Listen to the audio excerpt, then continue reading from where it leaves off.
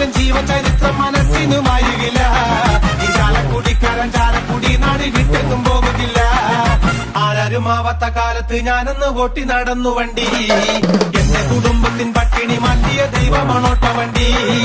100ന്റെ നോട്ടിന് രാപ്പകലില്ലാതെ നെട്ടോട്ടം ഓടിടുമ്പോൾ ഇക്ക വലിച്ചെന്റെ കയ്യിൽ നടു